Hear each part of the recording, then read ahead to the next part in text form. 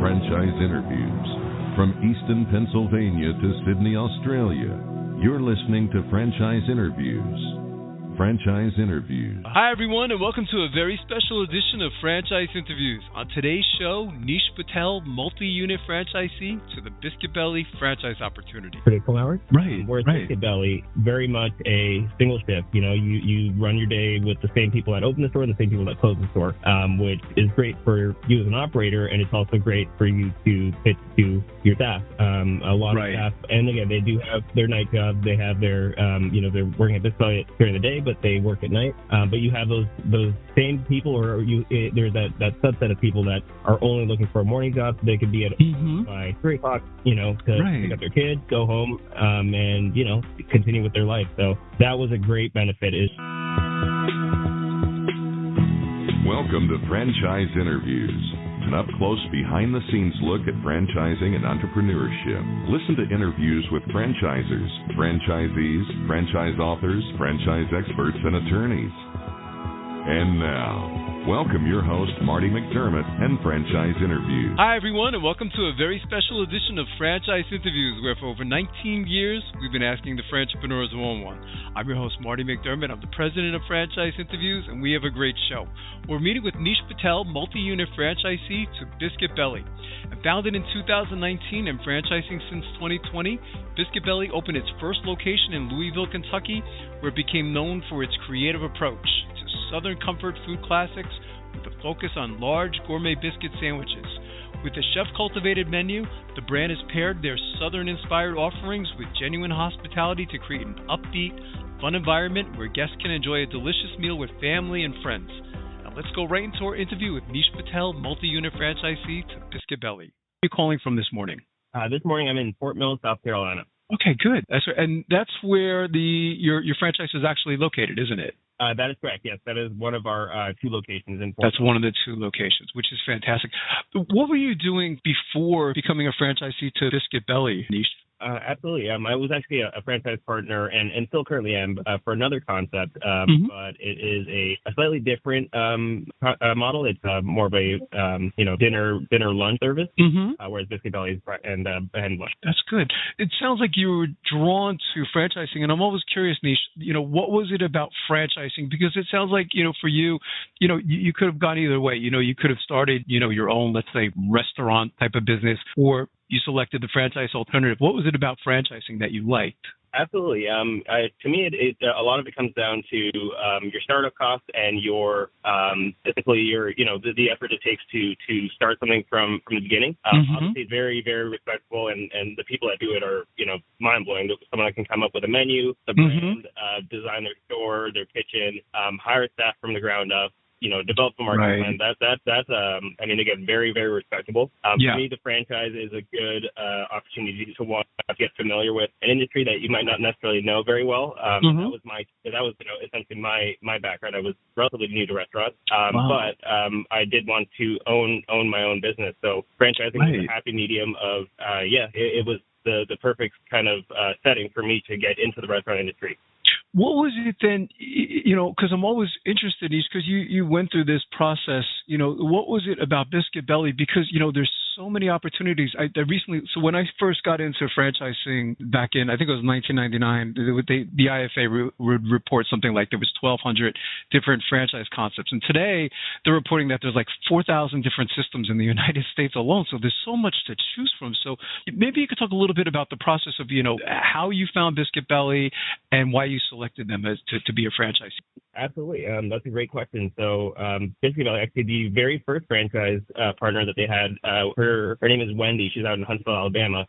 Great lady. I worked with her for almost a year. She was at a previous position in another restaurant. So got to know her personality, obviously saw her drive, and she ended up partnering with Biscuit Belly to open the first franchise store, I believe, in Alabama. And obviously seeing her start her store, and then within our group, they opened a second location in Birmingham, Alabama. Their team execute, seeing obviously the brand, walking into the store and just kind of being amazed by the furniture, the branding, the menu, and obviously seeing the customers walk in for the first time and experiencing that was very, very telling. this is a good, very captivating kind of brand that stands out from your traditional, mom and pop breakfast places and the traditional, let's serve pancakes and waffles kind of thing. That was a big sell for me. Right. And it's interesting now because you started off with one franchise, and now, so today, I guess you're considered, the term is like multi-unit franchisee because you have two Biscuit Bellies. How did you know, Neesh, that you were ready to go to the second unit? That's a good question. And this was a first for me.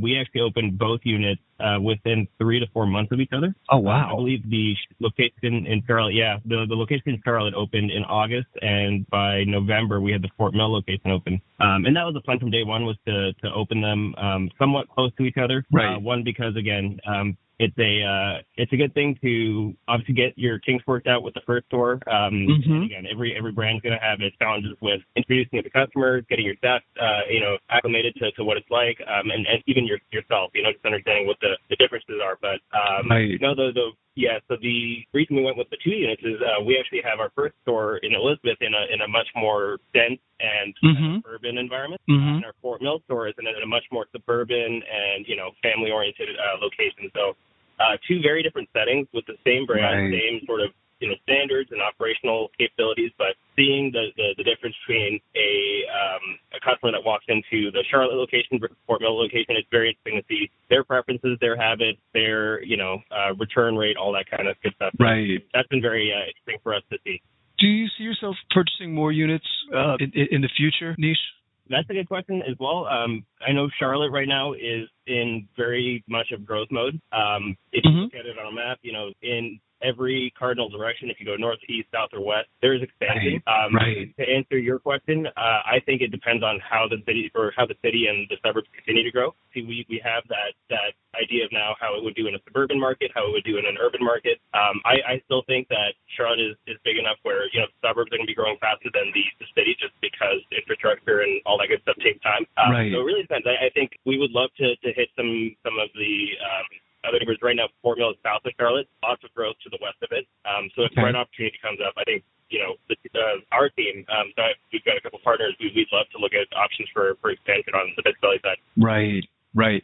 I learned about you, Neesh. I was telling you before we started doing the recording, it was a great article called Franchise Freedom: Why Biscuit Belly Offers Work-Life Balance. And it sounded to me like when I read that article, that was one of the factors too, I think, that you were looking for is you were looking for work-life balance. Maybe you could talk a little bit about that, because I think that's so important, and a lot of people want that today, don't they? That is absolutely correct. Again, coming from a restaurant that is open to the public from 11 a.m. to 9 p.m., again, is good on paper, but anyone that runs a restaurant knows you're typically there, from, let's say, 7 to 8, get your store ready, get your staff ready, and then, the close, you're not leaving the building till 10:30, typically. Wow. Especially at the beginning. So, yeah. And that involves multiple shifts. It involves, dealing with your night crew, your day crew, your shift chain.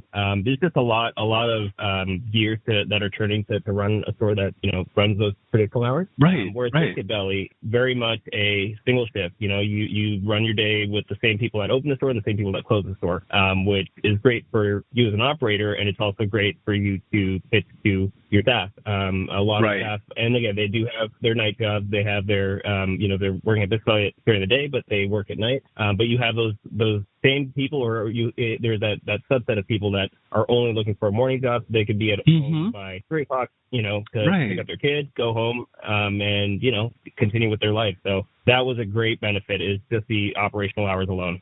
Yeah, I think so too, Neesh, because, a lot of times I think people do get into franchising because they are looking for that work-life balance. And then, sometimes I think some of them, depending on the model that they select, they go into shock. You know what I mean? Because like you were saying, it's particularly in the beginning, it's hefty hours, So it sounds like Biscuit Belly is open from, I guess, like 7 to 2. And then, what's interesting too is it sounds like the menu is kind of like really, it's streamlined. I think I remember in the article you mentioned, or, you kind of tagged it as like fast casual, isn't it? That is correct, yes. It is a fast casual. And again, just comparing ourselves to some of the other competitors in the market, those are traditional sit-down restaurants. Right. Where, you wait at the hostess stand, they seat you, they serve you, and you essentially, you know what you're getting into. Right. The fast casual model is nice because it does kind of put breakfast in a different perspective of, right. If you don't want to wait in line for 40 minutes for a table, you right. wait in line at Biscuit Belly for, let's say, 10 to 15 minutes on a Saturday or Sunday morning versus 40 to 45 minutes at a fast or at a full service restaurant. Right. And you get the same quality in product. You get a somewhat better value. But the best part is, again, you know your morning is not going to be spent, up to 45 minutes waiting in line for a breakfast that you'll spend another hour on. Right. I think that's fantastic. Here's an interesting question for you, Neesh. It's sometimes challenging for our guests, but what's one of the most interesting things that's happened to you since becoming or joining the Biscuit Belly family or the franchise? Does anything kind of stand out, like maybe an aha moment or, kind of where you say, wow? Yeah, good question. I mean, for us, especially in our market, I think the catering potential and the catering logistics and challenges and just the work that goes into catering is very underrated, especially in the breakfast field. Again, there's plenty of people out there, especially when you're in a city like Charlotte, where there's plenty of banks, plenty of hospitals, plenty of people that want that early morning catering for their teams that have worked hard for them, that are celebrating some sort of occasion or they've got some sort of conference.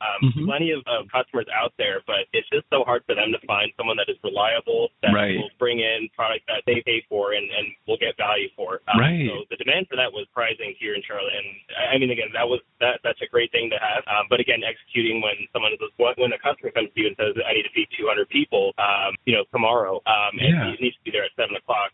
It is a little bit of a learning curve to set up a system and to get your staff to understand. There's sometimes where we're going to have to make these very quick and very decisive, changes in our plan for the next day, just to make sure we can execute so that the customer gets exactly what they paid for and we can show up on time. That's great. How does technology play a big role in the business, Neesh? I imagine you're very comfortable with technology, but how to use technology within the franchise? Yeah, absolutely. That, just like most other restaurants, I think right now the online ordering and third party is a big factor.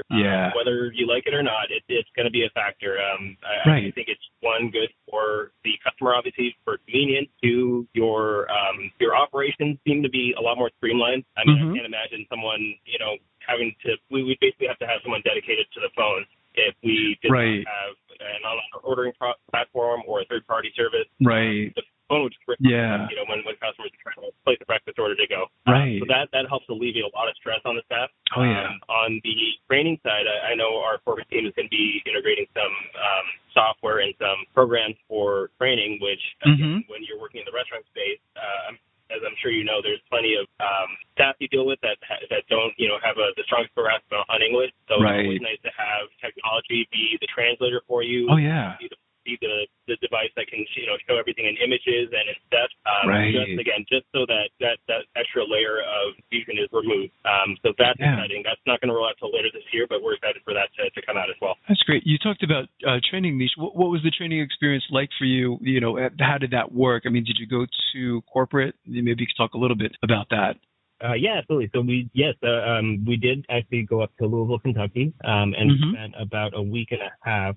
So in Kentucky, they had about 3 corporate stores. So we spent a couple days at each store. It was nice because, again, we spent the days with each store's general manager. They had their own perspective on, how businesses run, how they're doing sales-wise, how they find, finding staff and training staff. And at the end of the day, those are 3 corporate stores that have been there, for more or less the longest period, so about 3 to 4 years, so they've had a couple years of experience to speak with. And again, each store had its personality, which was great. I want a store, even if you're a franchise, at the end of the day, a store's going to have a personality. It is. Each personality is very interesting to learn from. People that have been in the breakfast industry for decades, or people that are brand new to it. They all have their stories of what they learned, and just spending time with them in store, making biscuits, doing prep, bussing tables. It was very enjoyable, and I think that's the only way you learn a restaurant is working in it. I agree. In studying your background, Neesh, it sounds to me like you're an entrepreneur, and you appreciate franchising. And the majority of our listeners to our podcast, we call them aspiring frantrepreneurs. A lot of them have it in their mind that they would like to get into franchising, but in doing this show such a long time, we find that a lot of our listeners are a little bit overwhelmed in the beginning because there is so much out there. From everything you've learned up to this point, what advice would you give to our listeners in their quest to look for a franchise opportunity that's a good match for them? That's an excellent question. And for me, I think, and alluding to what we spoke about earlier, I was relatively new to the whole restaurant industry. Mm-hmm. But I do have some very, very valuable partners that have been doing this for a while. But right. they have their own projects and careers and other things to work on as well. So partnering with someone that can bring a skill set that you don't currently have will go a very long way. Just like any business, your partners will make or break you. And right. I think that everyone's got their strength. And again, identifying your own weakness, whether it's your lack of experience or your lack of ability to enjoy something. As let's just put it that way. If I don't enjoy looking at contracts, if I don't enjoy negotiating with the suppliers, but I love being in the store, working with the staff, talking with the customers, finding those people to balance you out will go a very long way. And I think that makes the whole experience a lot less stressful, a lot less scary, and just better, just better overall. Is that one of the things you like about the job too, Neesh? There's a nice picture of you in that article I was referencing, and it looks like, you're talking to, two of the customers having breakfast. Is that an enjoyable part of the job for you? It absolutely is. And I remember that picture actually. It was a younger couple. They had a young baby. Yes. They had just moved from California, and they walked in for the very first time, and they said, "We just moved to Fort Mill, never been here." Drove by, saw this place that looked really interesting, and we wanted to stop in. And they obviously placed their order. Very, very nice people. And once they got their food, stopped by the table again just to check in, as you always do. Yeah. How'd you like this? How'd you like that? Is there anything we could do to make this better for you? And again, just hearing their we're brand new to Fort Mill, and I think we've all been there for the most part. Going to a new place, but if you're moving, you don't know what the area is like. You don't know what you're going to find enjoyable, and it's just you're in that mode of I need to figure out what's around me. Meeting people like that is great, especially like I said in Charlotte. It's growing so fast where there's people coming from the Northeast, from West, from all across the world. So talking to people that come in and say, I'm so glad I'm here because you guys are part of this community. And I know now, as long as I'm in Fort Mill or in Charlotte, I can come here and have a good meal, but also know I'm part of this community because that's how we like to run our stores is a part of the community. Right. I think that's fantastic. So what's next for you, Neesh? I mean, if you look at the, whether it's, a crystal ball that has this, maybe it's 1 year in the future or 5 years, or even if you think about 10 years, I mean, where do you see yourself in the future? Good question as well. I mean, I love this. I love this industry. Again, I'm in my mid-30s now. I don't see myself going anywhere outside of this industry for sure. I do enjoy, again, growing with the city because Charlotte, like many, mid-sized cities, are finally seeing some of that attention that wasn't necessarily there, 10 to 15 years ago. And it's always nice to tell someone, and I hope I can say this in, 15, 20 years. Like I remember when Charlotte had, was just a couple buildings and Fort Mill was just a couple of farm fields, but now it's this, very bustling and very prosperous place, and you were a part of that growth.